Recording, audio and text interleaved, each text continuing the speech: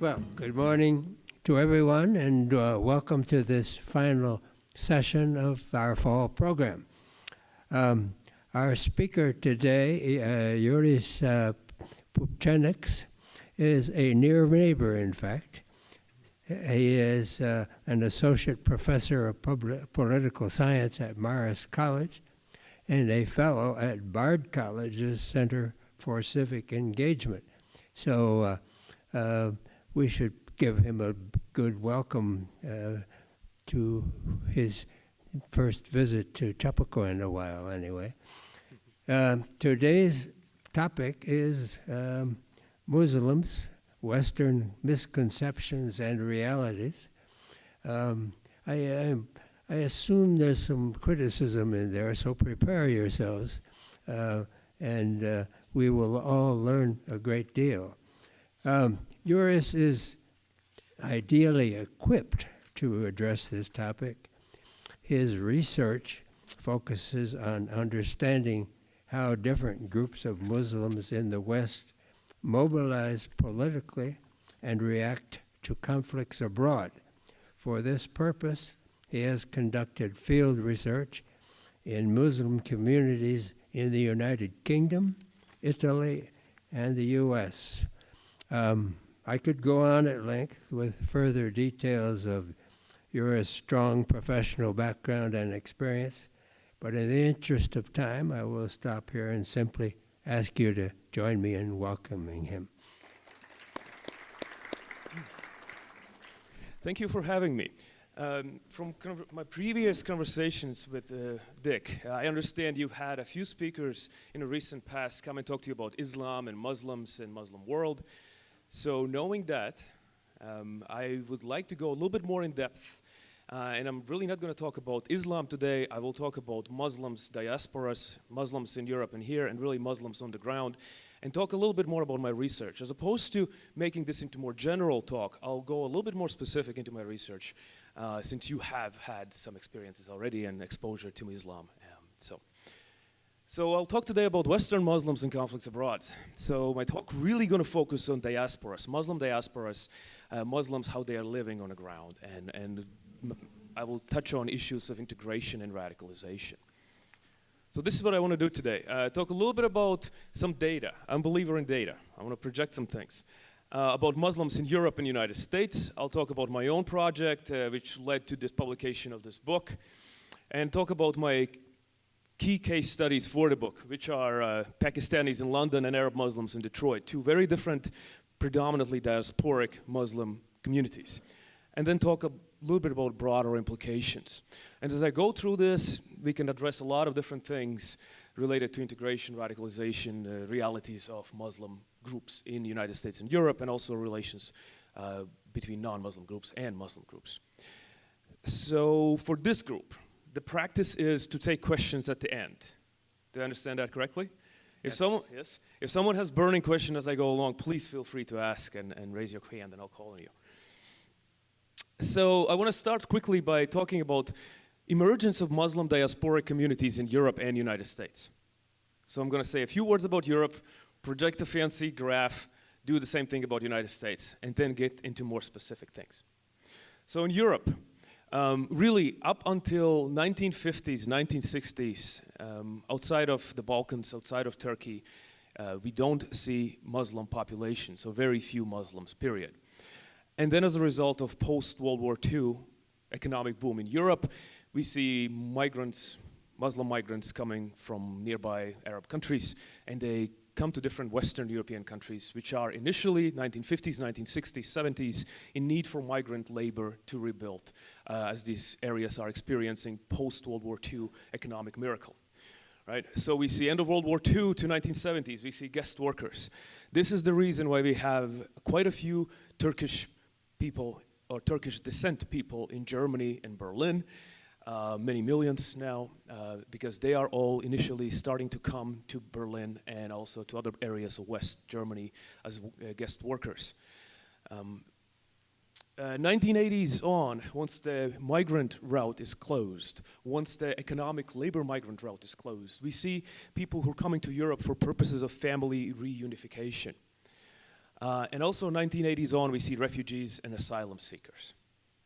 And this is one of the reasons why by late 1990s, early 2000s, for example, we now see sizable Muslim populations in Sweden from all places. Because Sweden, until about 15 years ago, had one of the most generous asylum and refugee regimes in Europe, meaning that if you were escaping or leaving region or country in turmoil, if you arrived to Sweden and you asked for asylum or a refugee status, chances are you were granted that status. Until recently, meaning about 15 years ago, Swedes prided themselves in having the most liberal asylum regime. So, and now, fast forward to 2020 or 2018. How does Europe look like? This map right here comes from Pew. Pew is a major polling agency like Gallup, or my institution, Marist poll, also I would like to believe is in the same category. Only Pew also does projections about different kinds of minority populations around the world, or different kinds of religious populations. In this case, we're looking at Pew's projections about Muslims in Europe by 2020. So right now, we have about 17 million Muslims in European Union. Again, not including areas that are outside of European Union, like the Balkan countries, Turkey. And it's about 4% of European Union's population. By 2030, it's expected to rise to about 25 to 30 million, or about 7 to 8% of European Union's population. So these are the expectations by different projections. So Pew poll, meanwhile, based on their extensive polling of different groups of people in Europe and United States, they are making their projections based on what I've seen in the past. And this is what they expect. So basically, Pew expect that largest Muslim populations by 2020 will be in France, Germany, UK. So in France, we'll see about 6 million Muslims, which will be 9%, 8 to 9%. UK, about 4.2 million, which is about 6.5%. Germany, we have 4.9 million, about 6%. So these are expectations for Europe. If you look in this map, slash figure, in Russia, you see there's a significant bubble. And the bigger the bubble, the larger number of Muslim people there are. And that's because in Caucasian regions of Russia, for hundreds of years now, there have been majority Muslim areas. Again, some people are not aware of that. Like here you see Balkans area and so on. Areas with largest Muslim concentration in Europe. So what do we see here? Here are some estimates which tend to be revised time after time, but here are some estimates about cities in Europe which have the highest Muslim populations. For example, Marseille in France, 25%, Brussels, 25%, Rotterdam, Amsterdam, 24%. Although more recently, when I look at estimates of Muslim populations in Amsterdam, they're closer to 15 or 13%. Why am I projecting this to you? One reason is because I would argue that the reason why perception seems to be that there are many more Muslims all across Europe than there really are is because in some of the cities, you have high concentration of Muslims, and in some cases, this has happened very rapidly. For example, Amsterdam. Either you look at this high number of 24%, or a more recent number says less than 15%. When we look at early 1990s, there may be 1% or less of Muslims in Amsterdam. And then due to recent quick, rapid migration, you see huge increase in Muslim populations in a number of urban centers in Europe. And I think that's one of the reasons why we see that perception in Europe that there are many, many more Muslims than there really are, right? Because if you look at the actual numbers, even in Germany, you have about 5% Muslims, United Kingdom, 6% by 6.5% by 2020 maybe. Here's another interesting graph. I don't know how much you can really see in this graph, but let me just put some highlights to kind of go along with what I mentioned to you, that public perception seems to think that there are many more Muslims than there really are. So this is a study done by an NGO about 5 years ago in Germany, by a foundation in Germany. What they did is they sent out people out on the streets and asked people to estimate how many Muslims there are in their country. And then they compared that to the actual figure. So this data is from 2013. Interesting things. If you look at, for example, Spain, on average, Spanish respondents, people, normal people on the street, would say there are 16% of Muslims in Spain. The actual number is 2%. Right? And here in a minute, I'm going to make a case. This has implications for politics. Belgium, people estimate 29% Muslims. Actual number is 6%. Right? And so on, right? Britain, 21 and 5. France, 31 and 8.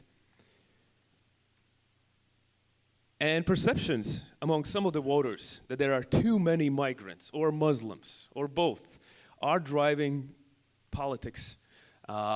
Is one of the reasons for rise of populist forces in Europe and far-right populists especially. So basically, in Europe, when Europeans think about Muslims, they think about migrants. And when they think about migrants, they think about Muslims. Because vast majority of migrants in Europe are Muslims. And also, Muslims in Europe tend to come from less educated areas. They tend to have less education, and they're frequently stigmatized. We can talk about institutionalized discrimination. We can talk about all kind of troublesome issues. But the main point I want to make before moving to the United States is the following. Muslims in Europe predominantly are in disadvantaged position. They tend to live in poverty, or more so in poverty than non-Muslims. They tend to have less education. They face discrimination, and so on and so on. Muslims in the United States tend to be middle class. Before the financial crisis, when we looked at census data, Muslims in the United States, migrant background, were actually making more money than average American family overall, right? If you look at the data about average income in the United States, and then you take from that big sample, subsample of just migrant families, those who are immigrant background, they actually are making more money than average American family. Where am I going with this? Muslims in Europe are very different, and in very different situation than Muslims in the United States. Question about what's going on in Indonesia. How do I answer this? Beyond the scope of this lecture? No. You're talking about the politics in Indonesia, migration from Indonesia?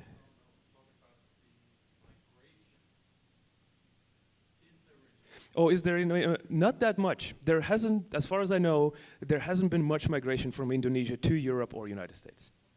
Yeah. Okay. So, but this drives, yeah. So my key point is this drives perceptions, and again, this is not representative, but there is this one anecdote about politician in unnamed European countries saying, I don't know if there's such a thing as Muslim vote, there is such a thing as anti-Muslim vote, right? So if I can plug into this, I can get to power, and I think we witnessed that in a number of countries. Especially, you know, politicians who are going to areas like Belgium and saying, and feeding into this fear that Muslims are so different and they, you know, will not assimilate, and then we see rise of populist and far-right parties as well. In the United States, until, I don't know, about 10 years ago or so, there was this belief that we have, I don't know, 3, 4, 5% of Muslim. And then more recently, once we have more reliable data coming again from Pew and coming from the Census Bureau, we actually realized that there are many fewer Muslims in this country than previously estimated. So,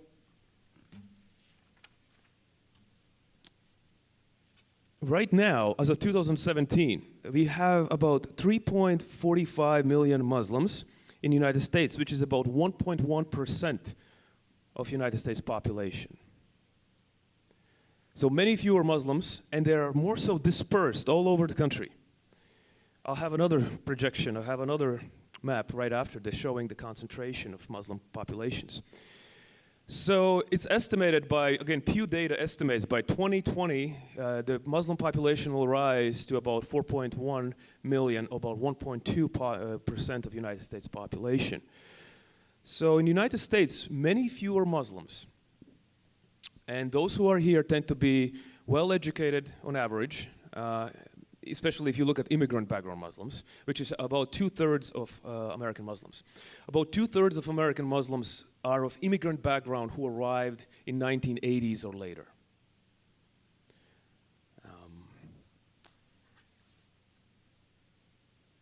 And so since there was a question about Indonesia, so main areas where migrants migrated from to United States are from Syria, Lebanon, Egypt, Afghanistan, and Iraq, right? And then you also see people leaving Pakistan. Also, you see some Muslims from Yugoslavia, 1990s, and once again from Iraq now again, and also Bangladesh. Here's a map of Muslims in the United States in terms of population density, in terms of where do we see the most Muslims, what areas have more Muslims than others. What you see here is obviously a map of United States. And the darker the color, the more Muslims are in those areas. So we see some in upstate New York City, not a surprise because New York City is a melting pot of many different groups. Chicago area, West Coast, Florida, Texas as well. But one interesting observation here is that first of all, only 1% of people living in this country are Muslim, and second of all, they are dispersed widely all around the United States. And then also they tend to be much more integrated than in Europe. They tend to be voting. The latest numbers I've seen, over 80% of Muslims in the United States are citizens. So they're naturalized citizens and they are engaged in communities and so on. So what I'm doing in my book, I'm looking at this research question. Why some conflicts spill over to some diasporic communities in the West and not others? That's the question I started with. When something happens abroad in some other country or area, why sometimes we see violence spilling over to some communities but not to others? And in my research, I looked at Muslims, but I might as well be looking at Ukrainians living outside of Ukraine in reaction to most recent Russian activity in eastern Ukraine. I could be looking at non-Muslim populations as well, because I am international relations guy, and what we do in international relations, we develop models or try to make the case that context does not necessarily matter so much. And then historians look at us and say, how can you do that, right? How can you say history doesn't matter? All right, so this is what I did. I basically looked at two cases. I did 30 interviews. I spent some time living in Detroit and in London, meeting with people, gathering evidence, talking to people. I looked at public opinion polls, some other data, and then I tried to say something clever about it. So, and I went to London, I went to Detroit, I already told you. All right. So basically what I'm trying to understand is how some sort of events in faraway places can create reaction in diasporic community. And diasporic community really is a migrant community which is politically active, which frequently has ties to their former homeland. That's the difference between migrant group or diaspora. When we talk about diasporic communities, they tend to be in touch with their former homelands. They tend to also be politically active or at least socially active. So I'm looking at different kind of conflicts, how they have some sort of trigger event, and then we see either peaceful or violent reaction in different communities. Okay, so early on in my research, some of the key things I want to make clear that what I find by studying different conflicts and different reactions in different communities is that framing of triggers is more important than magnitude of the conflict. For example, when we look at diasporic Muslim communities around the world, they are very likely to have strong reaction to conflict between Israel and Arab states, or Israel and Palestinians, or Israel and, let's see, Hezbollah in southern Lebanon. Once you see a conflict which involves Muslim group and non-Muslim group, there tend to be strong reactions. But for example, when infighting takes place between the different Muslim groups, for example, Fatah and Hamas, or some other violence takes place in a Muslim country between more than two or more Muslim groups, we don't see that many reactions ranging from street protests, violent or peaceful reactions.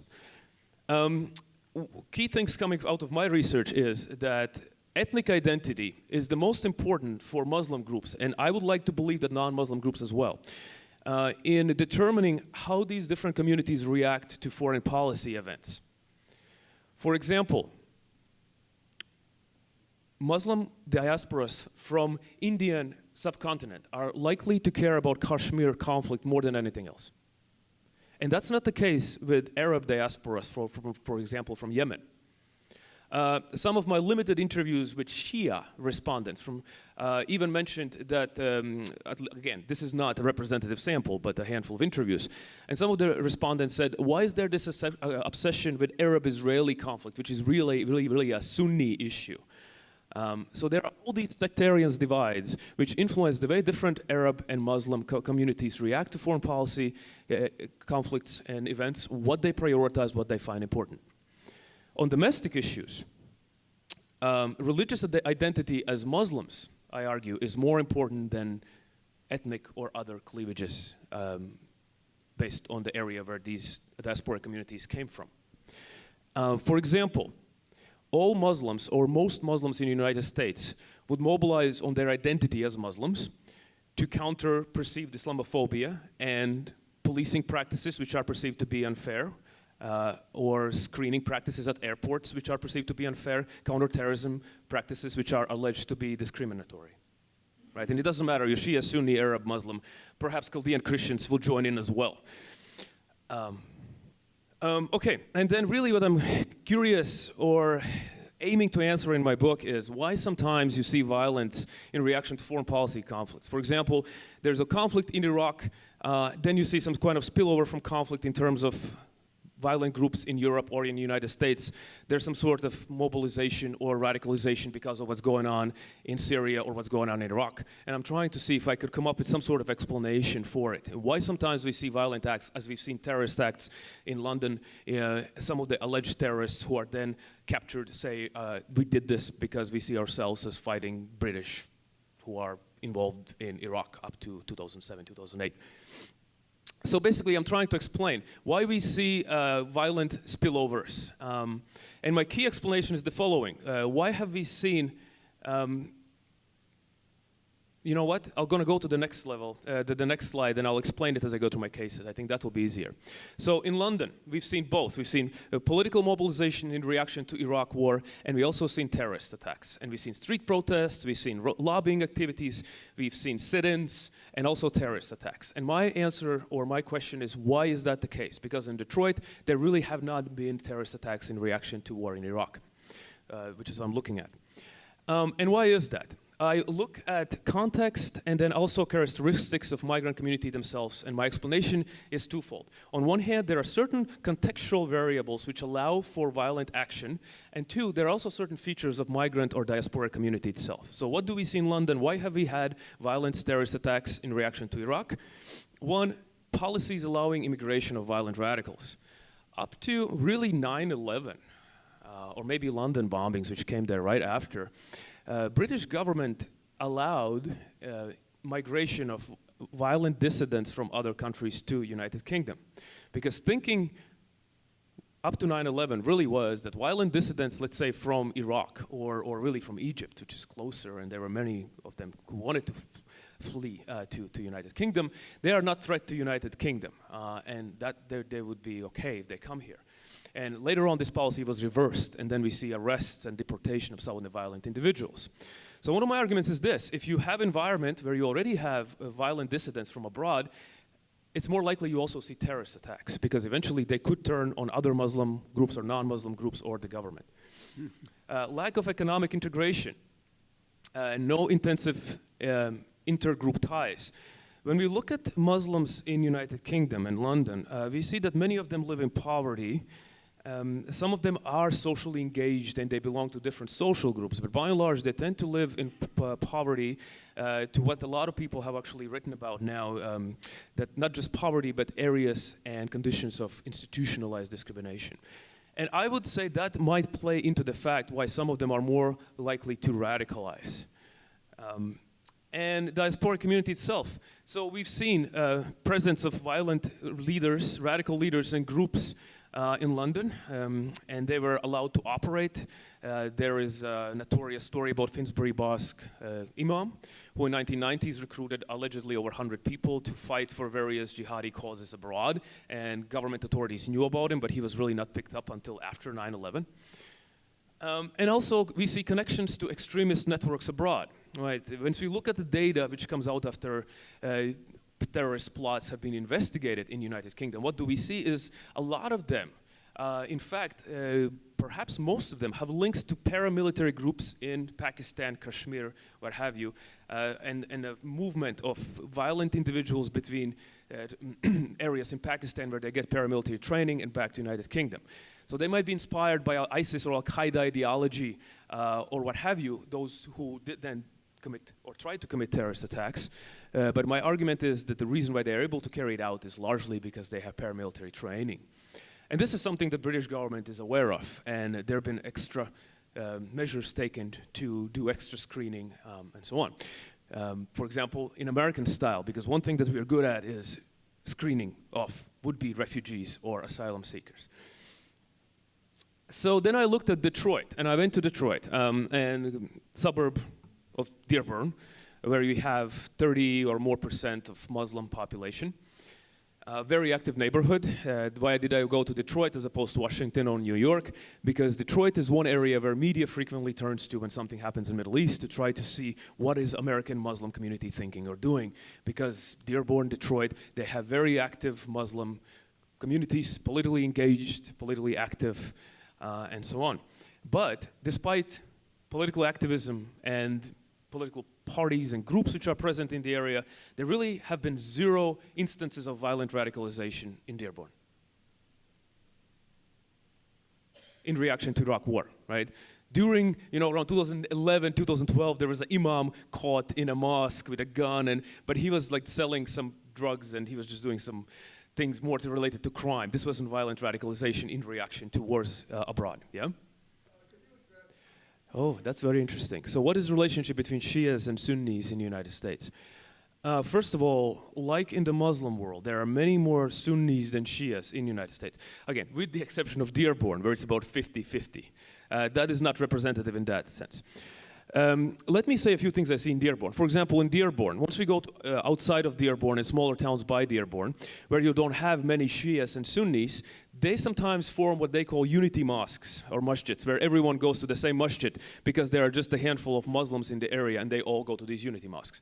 But once you go to Dearborn, where you actually see a large numbers of Shias and Sunnis, and then you have large numbers of Shias from Iraq and Shias from Lebanon, you see formation of Sunni and Shia mosques, and then mosques for Shias from Lebanon and Shias from Iraq. It gets better. And then you have upper class mosque from Shias from Iraq, and working class, I kid you not. Anthropologists have written a paper about that, these mosque board of directors battles, and who gonna control, right? Which ethnicity gonna control? Would it be like Yemeni mosque, or it would be like upper class Shia mosque? So all these divisions that I mentioned earlier that matter a lot in my assessment with regards to foreign policy, like sect, nationality, ethnicity, in Detroit, Dearborn also matters once we see larger populations. Because if you think about that, right, Islam is practiced very differently based on the area you go to, right? There are heavy drinking, miniskirt wearing Turkish Islam, Turkish Muslims, right, who fast during Ramadan, and they see themselves, right, as very religious Muslims. But they just follow this more secular version of Turkish Islam, right? And then you have also Muslim men and women who wouldn't shake hands of the opposite sex because they believe this is something you don't do as a good devout Muslim, right? So the really difference and the shades of Islam, as I'm assuming you touched on in previous presentations, there's a lot going on. So that's what's going on in Detroit. Outside of Detroit, honestly, I haven't seen much because social and political activism of Muslims in the United States seem to be dominated by immigrant background Sunni groups, right, who then form their various associations and mosques. I really haven't seen much at all on Shia Islam, so I'm not able to answer your question, and my educated guess would be that there aren't large numbers of Shia Muslims for the most part.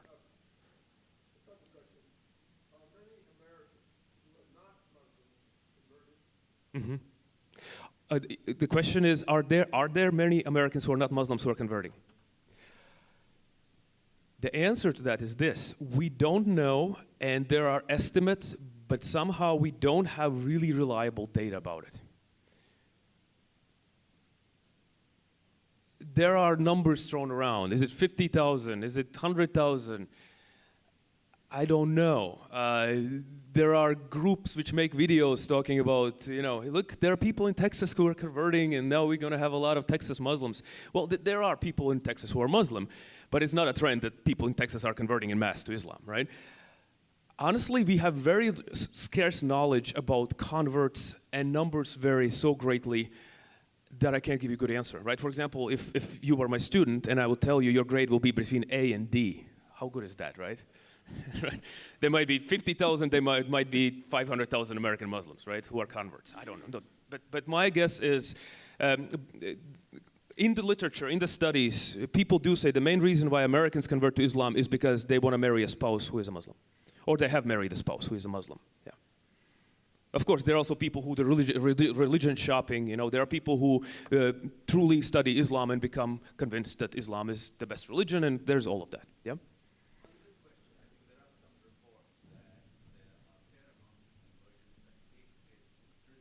Yes.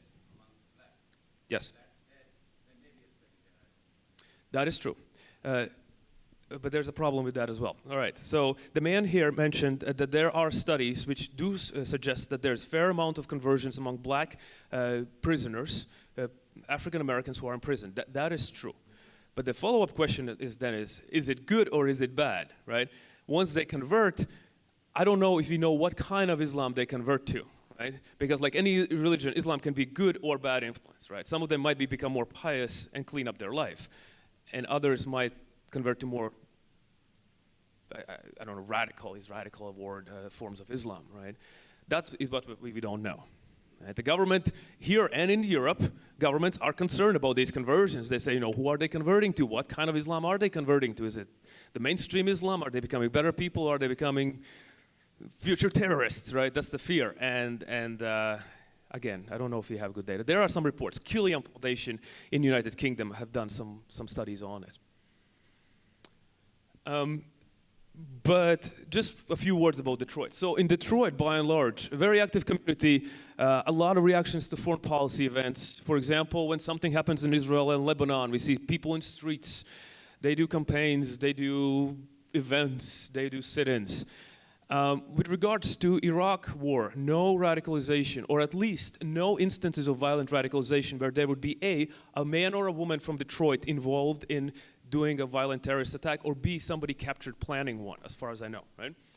So, and my argument is this, again, looking at contextual variables and variables of communities themselves. This is my answer why we haven't seen radicalization. One, United States does a thorough vetting of asylum seekers, refugees, and migrants in general. And this is where much of Detroit migrant stock comes from, right? They are refugees and asylum seekers, really refugees. And the United States has done a thorough vetting for decades, at least since 1980. It's so hard to come to the United States as a refugee. If you would like to go to this country, it can take you 5 years, maybe even more. There are thorough screenings by United Nations Refugee Agency, by US government. There can be secondary screenings and so on. And this is the reason why really we don't see refugees in this country committing terrorist attacks in general. Think about it. Think about Germany. Germany accepted about 1 million refugees in 2016 alone, right? 2015, 2016. And a number of them have done bad things like terrorist attacks, crime, sexual assault, etc.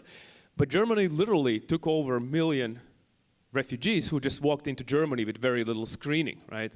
And in this country, we have been doing very thorough screening since 1980s.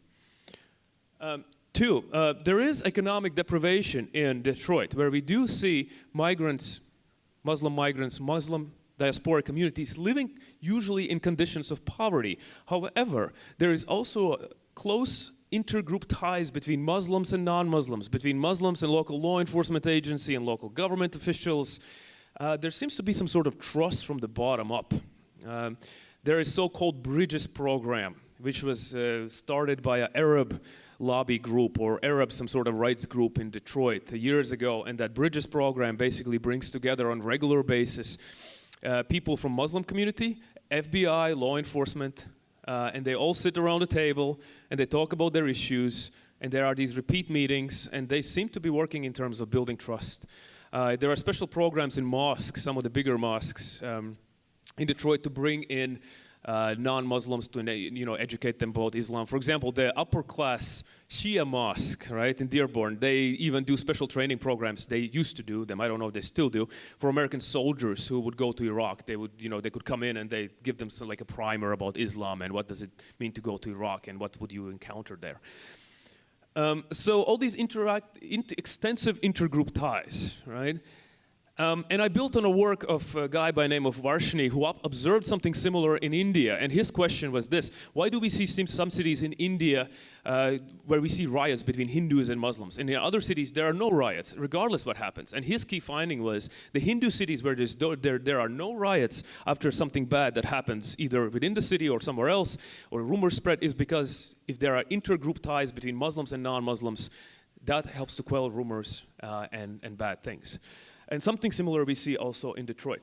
Last thing I want to mention here, as a part of this extensive intergroup ties, there are ties among different Muslim groups in Detroit as well. For example, they signed so-called Muslim Code of Honor, where they agreed not to demonize other denominations.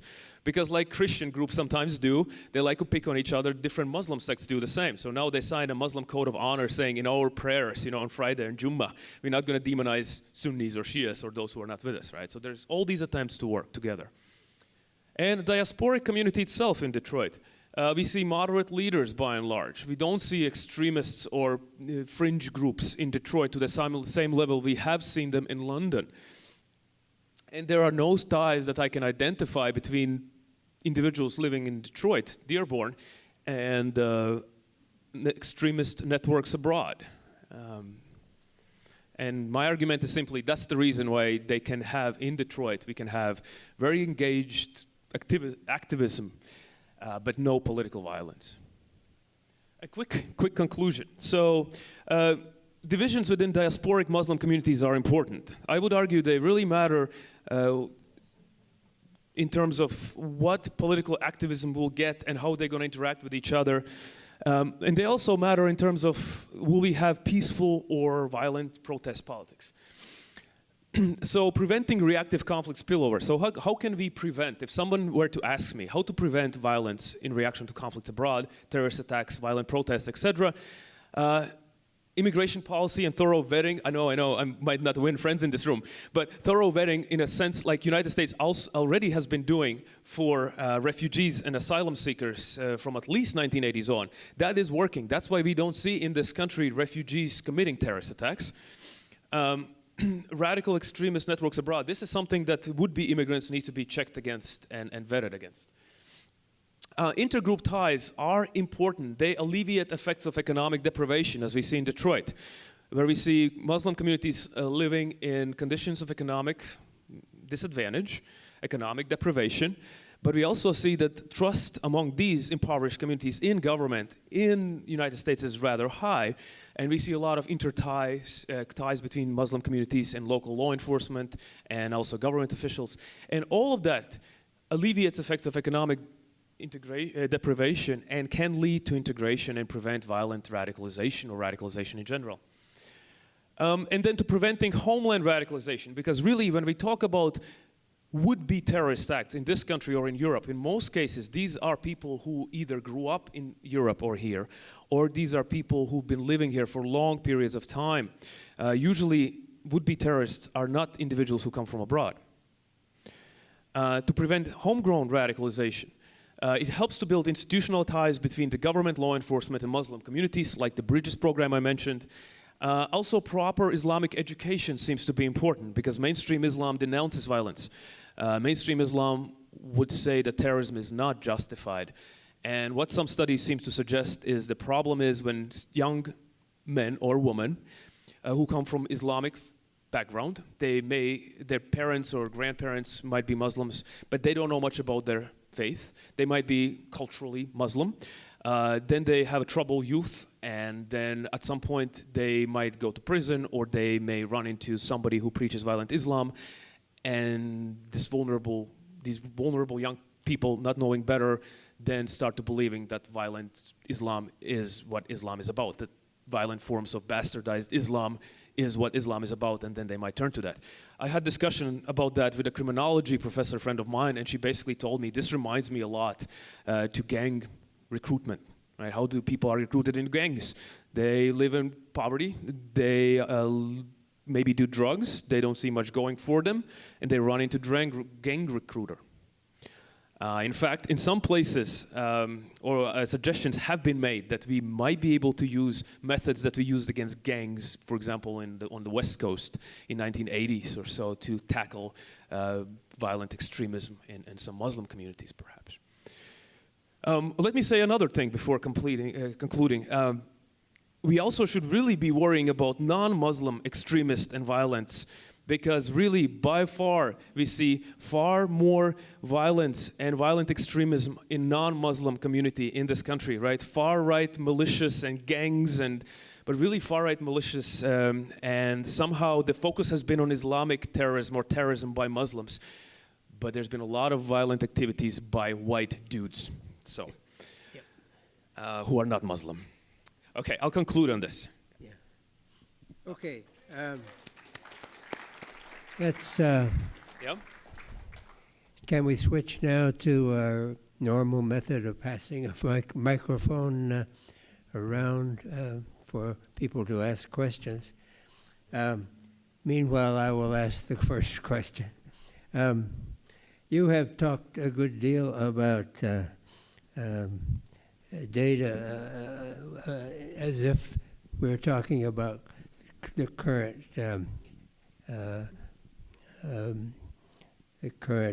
generation, maybe the past generation and the current generation. But there is, I think, a question which would have been answered with the Italian and German immigrants in earlier times, where the data is clear that one generation to another and a generation after that, and things change deeply. Can you say that that is happening with the Muslim communities in this country? Okay. So I think the question is, if I understand it correctly, when we study migration and different waves of migrants, we see how people in this country integrate from one wave to another, right? And in past too, when we look at, for example, Irish arriving to the United States, let's say 1800s, right? Some people are concerned they're so different, they're different religion, right? Catholics. Will they ever be able to become Americans? And then they integrate and they become Americans. That is a hard question to answer. When we look in Europe, we see that people who have joined or sympathize with radical groups in many cases are second generation, meaning kids of immigrants, or even third generation. We also see a lack of integration among second and third generation, so kids or grandkids of people who migrated, and that's an issue. I don't have a good answer. Maybe there's not a lot of data on this. There's not a lot of, there's some data. And in the United States, I think in the United States overall, Muslim community is really just, I would say, integrated, period. There have been instances of radicalization in the United States. But as I mentioned earlier in my lecture, I think in Europe, radicalization is really happening to much greater extent than in the United States. I would say in the United States, by second, third generation, yes, Muslims are integrated. Those of who are immigrant background. Thank you. Can you comment about what seems to be a lot more radicalization among the Somali population in Minneapolis? Yes. So in Somalia, in Minneapolis, we see a sizable Somali diasporic community, and there is there has been cases of radicalization when young Somali Muslims would turn to violence or seek to go to Somalia to fight for a violent group there. I'm not expert on Somalia, but it's true that there have been instances of radicalization in Somalia, and I don't want to give you a wrong answer. Why is that the case? But it has happened. Yeah. Okay. Yes, you spoke before about analogizing to gang violence with Muslim youth. Is there a difference in the aid, in terms of the difference between the London reaction of the Muslim community and the Detroit reaction? Is there a difference in the communities in the average age of the populations? Is one younger than the others? And could that explain more violence? No, the age, I wouldn't say age is that different. Let me say something else here, though. Is there such a thing as a profile for terrorists, right? We seem to think that yes, so, or at least we spend millions of dollars trying to find out such profile. So what would FBI or law enforcement tell you likely about what is a profile of terrorists? They tend to be men, younger men, late teens to like late 20s or so. But we've had terrorists who are in mid-30s, 40s, 50s, white, black, green, yellow, right? There really isn't a good profile of a terrorist or would-be terrorist or violent extremist. And that's what makes it so difficult to prevent terrorism. Because bad guys have to be, or girls, have to be right just once, right, for tragedy to happen. No, they're age-wise, I wouldn't say that there's a big difference. Over here. Yeah. Third bullet point, intergroup ties. Why are intergroup ties more prevalent or stronger in Detroit than in England? And perhaps, is there a fundamental difference in cultures? And I speak of culture of welcoming the stranger. Is there a fundamental difference in culture that might explain why the intergroup ties are better and stronger in Detroit or elsewhere in the United States than in England?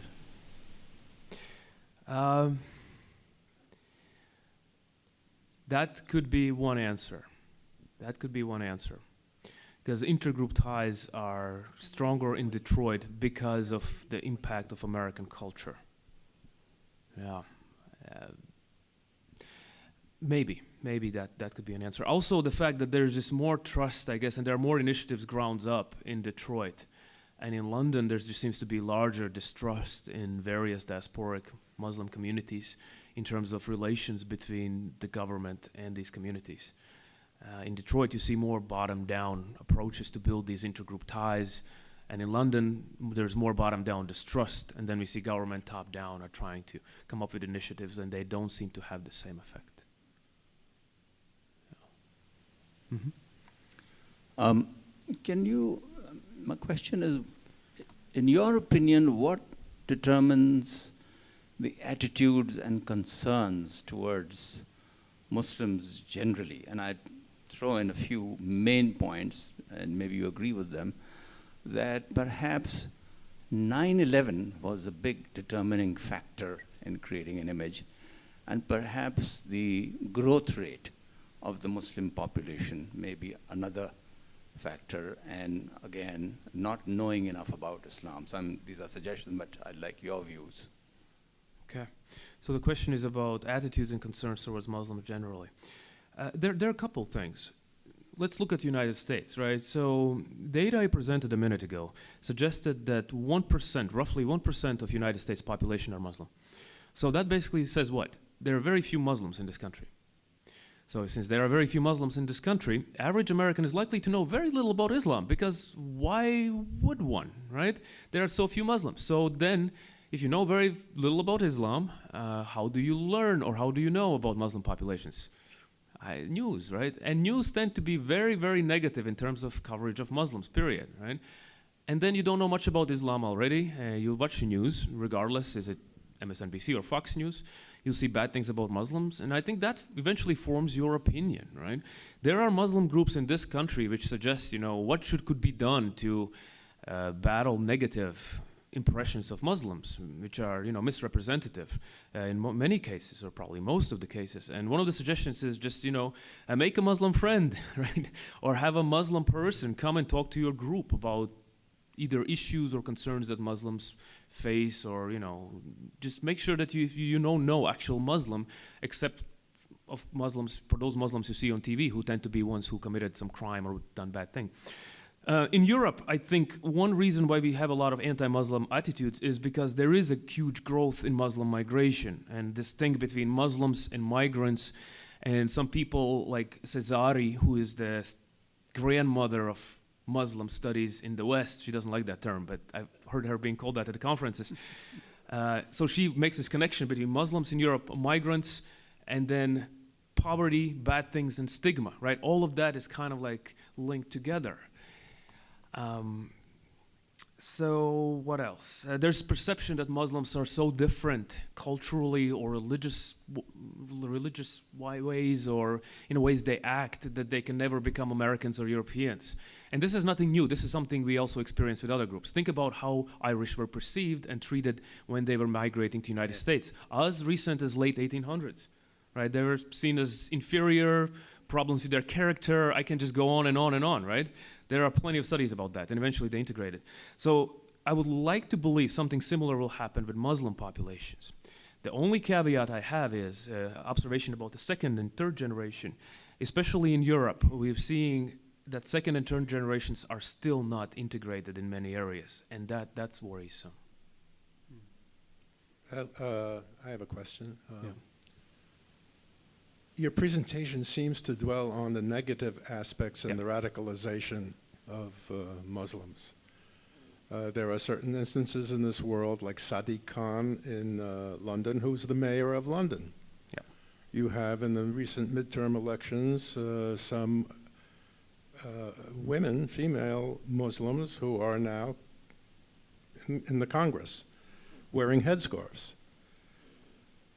Wouldn't it be interesting to see your presentation as to the direction that Muslims, and I think the second and third generation question was the one that really has to have focus. Where are they going? What's their economic basis? You go to New York, instead of kosher hot dogs, you now have halal on every corner. So, you know, the world is changing. And how did Sadiq Khan become a mayor of London? Is there an economic center? Are these people focused on going to college? Do they want higher education? What's happening? These are positive things. Yeah, these are all good questions. So, that's my question. Yeah. No, I through my interactions with Dick, we are trying to come up with a topic, and we decided to go with my book, and my book is about violence and radicalization and integration, right? And that would be a good talk as well, right? Yeah. I've got a question for you that goes back a little further. Yeah. We have almost 2.5 centuries in the United States, as the United States, and we've had waves of immigration, we've had waves of difficulty, whether it was Irish, whether it was Jewish, whether it was Italian, and we've weathered that reasonably well. Right. In the short term, a problem. In the long term, it has worked out. Is there something about, not that we're better people, is there something about a nation that grew up essentially from a wilderness that little by little had to deal with new folks, and when it didn't work out, they left Pittsburgh and went to Omaha, and they left Omaha and went to the West Coast? That something is different about our fundamental structure that allows us to integrate more, Yeah. that allows us to accept the anti-defamation league, the anti-whatever league, that allows us to German Americans, Italian Americans. What's different as you study this phenomenon? German Americans is an interesting case, because German Americans made a conscious choice to assimilate. Initially, because before World War I, there were German American associations, and then around World War I, and then those associations which were left by the time World War II came around, they purposefully assimilated. So you don't see Germans hyphenating their identity anymore. But you're right. The United States historically has seen, we've seen ourselves as a country of immigration, where people come from various areas, and by second generation, they no longer remember that the language of the country their parents came from, and the parents complain. The biggest complaint among parents is, why do you integrate so well and forget everything else? I think that also plays a role. absolutely. United States has been historically for 2 centuries, as you mentioned, welcoming of immigrants, and different waves of immigrants arrive and they get integrated, arrive and get integrated. That is true, but also I think it's important to look at American Muslims who are of immigrant background. They tend to be well educated, and that also plays a big role. I think if you have an immigrant with a bachelor's degree or higher, they are more likely to be successful in wherever they go, whatever country they go to, if they come, as opposed to if they come from rural village and they have very basic education, or perhaps even very basic understanding of life outside of that rural village. And I think that's another. One, I would say, yes, American openness to immigrants and seeing ourselves as a country of immigration. And 2, migrants who are Muslim tend to be well educated. And in Europe, Europeans don't see themselves as countries of immigration. They have forgotten their past history. They go back to, last century, and they basically say, we never had high immigration. Or if it came, it's only temporary, and then migrants should go back, and they'll go back. But it doesn't happen like that. We learned that in this country as well, like Bracero's program after World War II. The temporary workers, frequently many of them end up staying. So if you have a guest worker program, you bring in workers, they'll stay. But in a cultural sense, what we've had is not only from immigrants, but within the culture.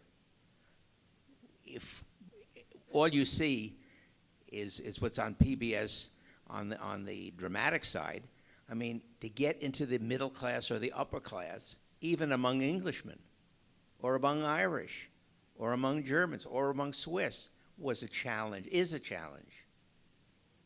Something's different about what we're having, and in spite of some American politicians who would like to go on about Islamic radicalization, something is different here fundamentally, that we are able to absorb, not only integrate, absorb waves of new folks. Yeah, and let's hope that pattern is continuing. I think I heard you correctly earlier in your talk. You said that you felt the Israeli-Palestinian conflict was largely a Sunni as opposed to a Shia issue. Could you explain that? Mm-hmm.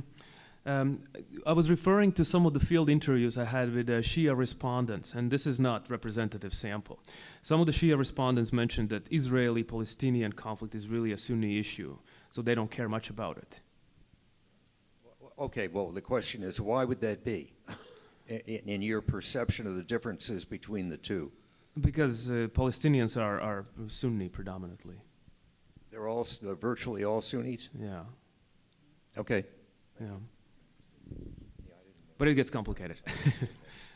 Yeah. Is there a difference between population growth by birth rate? For example,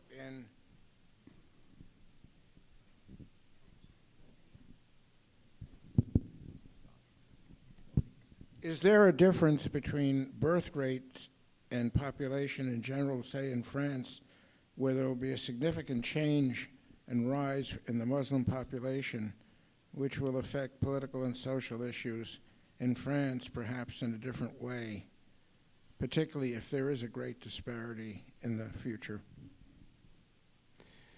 So the question, if I may paraphrase it, is what will happen in France in terms of Muslim population growth? Because France has low birth rate, and you see more migration from Muslim countries nearby, and migrants are coming in. And also what we see in diasporic Muslim communities in France and elsewhere, they tend to have higher number of babies per woman, higher fertility rates. So I guess the question is, will there be significant rise in French Muslim population? Yeah. It's hard to answer. There will be increase in French Muslim population, right? So now estimates are, the French Muslim estimates are really notoriously unreliable because France does not collect information on religion, right? But let's say about 8 to 10%. So it's probably going to rise. It's probably going to be above 10% soon, and it probably going to keep on rising. But my question or my encouragement would be to look at this way. Once we look at second and third generation people in France who come from Muslim backgrounds, they tend to be less and less religious themselves, like French overall. So if they are culturally Muslim, but they don't really go to mosque, maybe they don't pray, maybe they only pray during months of Ramadan, nominally. Are they still Muslim?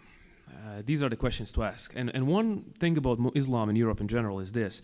Once you look again, news, where we get our information about the world, you see a lot of people praying on the streets in France and in Germany and elsewhere, right? I don't know if you've seen that in various newscasts. But what you don't know is that there are very few mosques per 1,000 French Muslims. So the impression is from newscasts, long rows of Muslims praying in the French streets. But the truth is, less and less French Muslims actually go to mosques. So if they are secularizing, early studies suggest they are, to the same extent as non-French, like French Catholics or French Christians, then are they still Muslim? And then the question really is, how should we look at them? Let me add another thing here. Before 9/11, there really were no Muslims in Europe. There were Turks in Germany, there were Bangladeshis in United Kingdom, and so on. And then after 9/11, now everyone is lumped together as Muslim, right? And basically my caveat is how much Islam really plays role in lives of second and third generation diasporic people of Muslim origin, Muslim origin. And I don't know if it does that much for that many.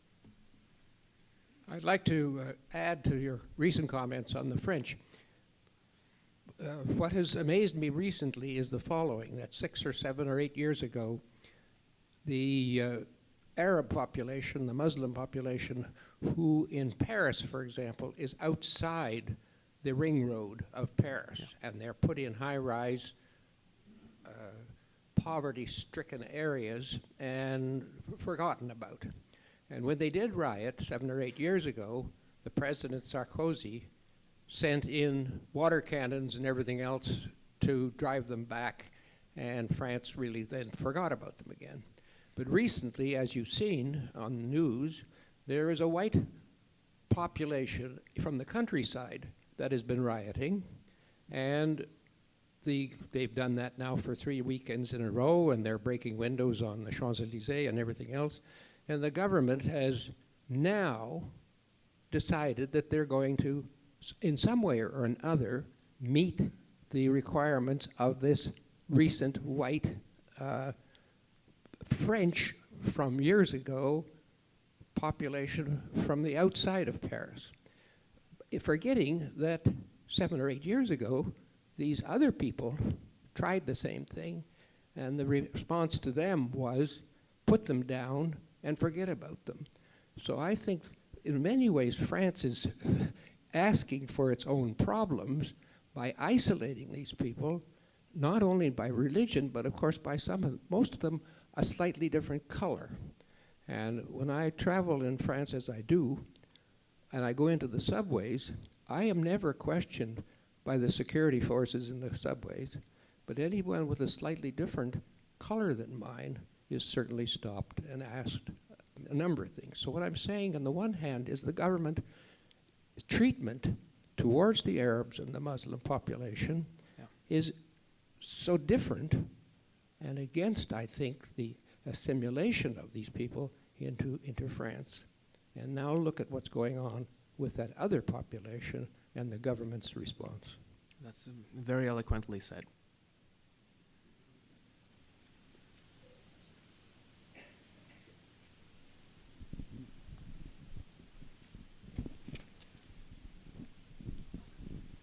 The one issue that hasn't been mentioned the whole time, and I was wondering what your perception is, the fact that the Muslims dress differently and how that affects their assimilation into other populations.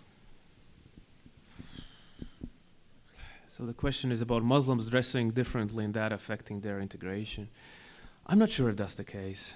There are some who are very religious, some who really like to make the case that, yes, I'm dressed differently, and they do. But I wouldn't say that Muslims, especially second generation, dress differently. There are some women who maybe wear a hijab or a headscarf covering the head, and many don't. Yeah. I think my question is just on now. Mm-hmm. Somewhat related to the one we just had. Could intermarriage between Muslims and non-Muslims, and whether the non-Muslims, if they profess no religion or a specific religion, how much is happening, how much is not happening? So intermarriage between Muslims and non-Muslims in the United States? Yes, in the United States. Again, difficult question. I don't know if we have reliable data on it. If we do, I don't know about it, so I don't want to give you the wrong answer. My understanding is it's not that common, but it does happen, and that's the key reason for Americans converting. May I go back to one of your earlier slides having to do with migration patterns? Mm-hmm. I don't think I heard what I think I've been seeing in the news is a lot of migration from Africa and sub-Sahara Africa. Let's see, migration patterns to United States? Yeah, well, no, into Europe. To Europe, okay.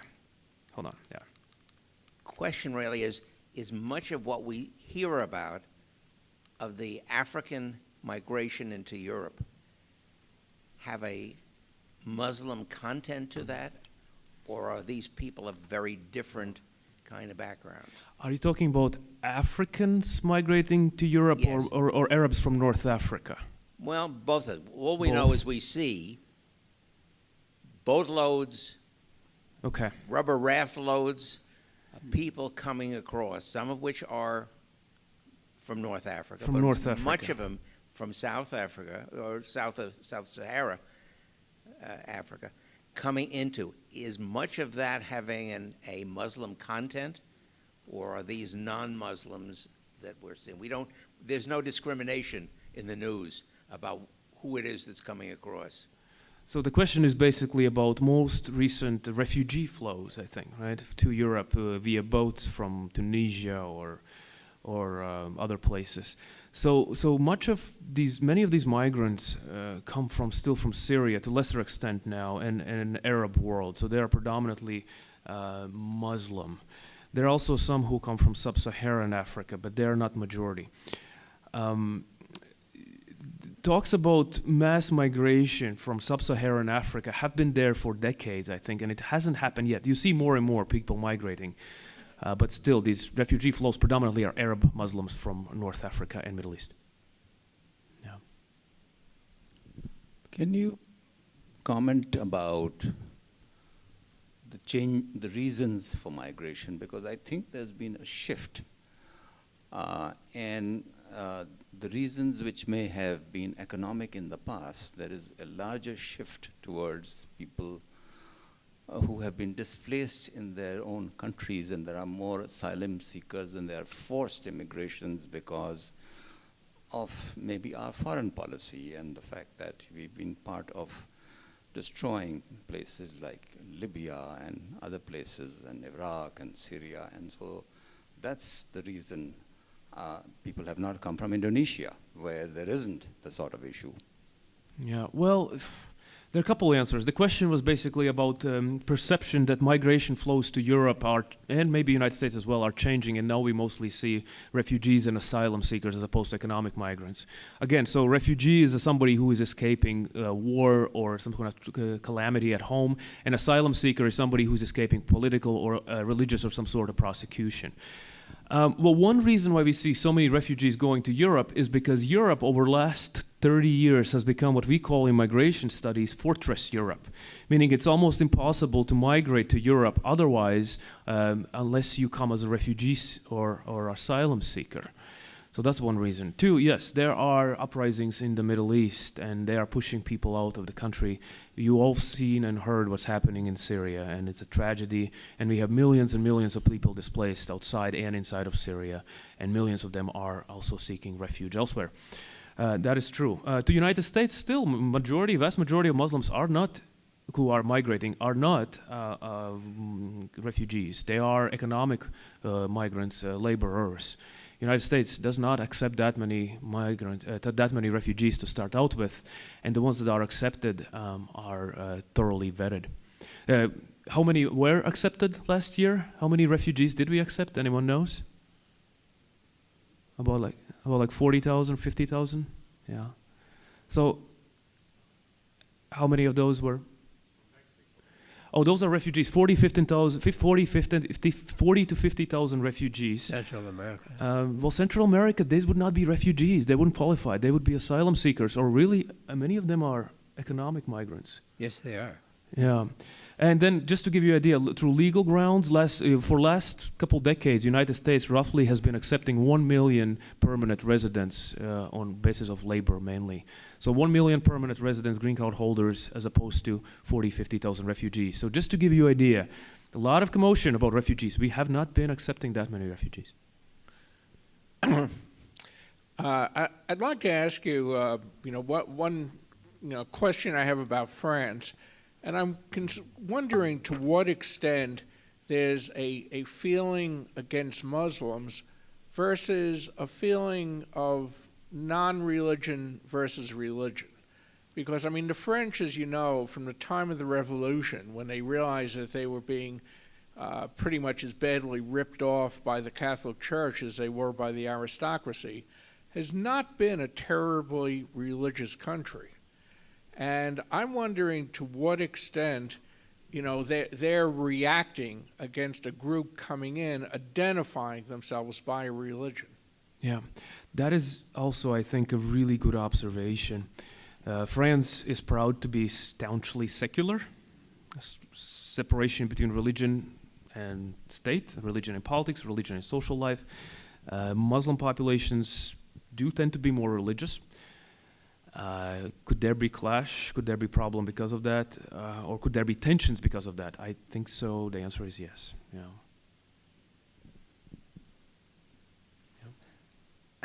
Are there many madrasas in Detroit? How influential are they? Madrasas, meaning religious schools. Are there religious schools? There are quite a few mosques. Well, there are mosques in Detroit, and they have schools. I wouldn't call them madrasas. They have like Sunday school, like equivalent to Christian Sunday school, kind of for Muslim children. Muslims in Detroit, Dearborn area tend to go to local schools, but then they also, of course, they have religious schools on weekends or so. But they don't go to like madrasas, for example, Pakistan. What do you think about Pakistan religious schools, where you have primary education, secondary education, and religious guidance? They usually go to public schools. You brought up the tragedy in Syria, the obvious situation. I'm just curious, as a practical matter, I think there are something like 3 or 4 million Syrians who are now living in refugee camps in Turkey and in Lebanon. How do they ever get assimilated? Yeah. No, that's a great question. 3 to 4 million Syrians living in refugee camps in Syria, Lebanon, Yemen, Jordan. Jordan is the big one. The idea is this: they are not to assimilate from the host country point of view, meaning they are supposed to be temporary. And Jordan, for example, explicitly insists that they are not refugees, they are temporary visitors who have to leave. And meanwhile, they are requesting all the help they can from UN, for example, to handle that, because Jordan is a country of small population and over 1 million refugees, over 2 million in Turkey as well. So idea is that they are supposed to leave. But then the follow-up question is like, where will they go? Will they become like Palestinians in Palestinian territories? And do they want to go back? And do they want to go back, yeah. Or do they have anything to go back to? Or will they be able to live if they go back to, right? Or will they be slaughtered? Yeah. That's a tough one. It's, again, lose-lose kind of. And United States options with regards to this, bad options or worse, right? What do we do in Syria? What do we do regards these 3 to 4 million or more refugees? And another 5 million plus displaced in Syria. I'd like to ask a methodologically silly question, but do you have any way of estimating the proportion of the function of the political exploitation of the other? And the Muslims have the disadvantage now of playing a role in that side of things. They're easy to perceive, relatively easy to see and exploit politically, and that seems to be happening. And I don't know who's coming next, whether it's some Asian group or if the Martians would be kind and show up. That they would be much easier to exploit in this way. But is that's a big factor here that then has a response from the exploited group. But do you have any way of factoring that? Estimating political exploitation. So I guess the question is like, is there any way of like factually or scientifically look at how maybe some groups in society are scapegoating Muslims for all the problems? Kind of like. Well, and the political uses of that scapegoating. Political uses of that scapegoating. Yeah. And the effect then on the scapegoated group. Right. Where's that algorithm? Right? I know it's a little bit difficult, but you know that anecdote I told you about, there is not a Muslim vote, but there's anti-Muslim vote. That's one, and in parts of Europe especially, where population is experiencing economic troubles, there's high stubborn unemployment rate. There are these neighborhoods of Muslims who live in conditions of the economic disparity. Some politicians have used anti-Muslim slogans to get a lot of popularity. So we see emergence of radical right in Scandinavia, from all places, right? Which used to have Sweden, which used to have one of the most liberal refugee admission regimes in the world, you know? But I don't know how to quantify that, right? One more question.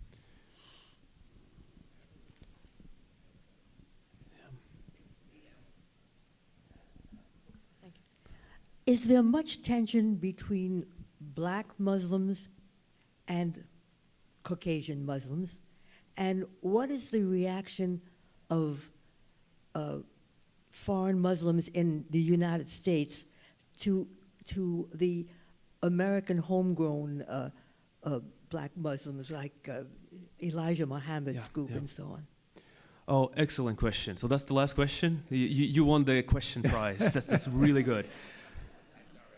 That's a really good question. So what is the relationship between Caucasian Muslims and black Muslims, American native Muslims, who've lived here for long periods of time, and then immigrant Muslims? And the simple answer is this: there is a divide between African American Muslims who've been in this country for a long time and immigrant background Muslims. We see this divide a lot, and there have been attempts taken to limit that divide, but I'm not sure if they're going anywhere. For example, when you talk about Muslims in the United States, you usually talk about immigrant background Muslims. They're the ones who are building, you know, newer mosques and getting involved in political debates and forming organizations like CARE, Council on American Islamic Relations, ADC, right, the group for Arab Americans, like ACLU for Arab Americans, and so on. So they're the ones who are most visible. They tend to be better educated. They have a lot going on. And somehow African American Muslims are frequently excluded. They also tend to be living in more impoverished areas. They also tend to be understudied. There is very little scholarship or studies done about African American Muslims. Somehow we always study, myself included, fall into that, you know, unfortunate paradigm. Study immigrant background Muslims, their activities and what they do. But the gap is there. Let me just maybe the last anecdote of tonight. So election of year 2000. American presidential election. So this is a time when but American Muslim communities thought that there are many more Muslims than there really are. So there was big high-level meetings between key leaders and organizations of American Muslims. And they, in the year 2000, they decided we're going to show power, electoral power of American Muslims. We're going to endorse presidential candidate and vote as a bloc. They endorsed George W. Bush. Right, and then he invades Iraq a couple years later. So there was a put-out statement saying American Muslim organizations met and we're going to endorse George W. Bush. Please, all American Muslims, vote for him. We're going to be a reliable constituency for one. And later on it came out that none African American leaders were present at this meeting. They were not invited. They were completely forgotten about, right? But historically, American Muslims and Arabs are seen as unreliable constituency, meaning they vote for Democrats and Republicans, they go back and forth. In more recent years, they vote for Democrats, but that hasn't been the case. Yes, so there is a gap. There are attempts to deal with that. The gap is there. Juris, thank you very much.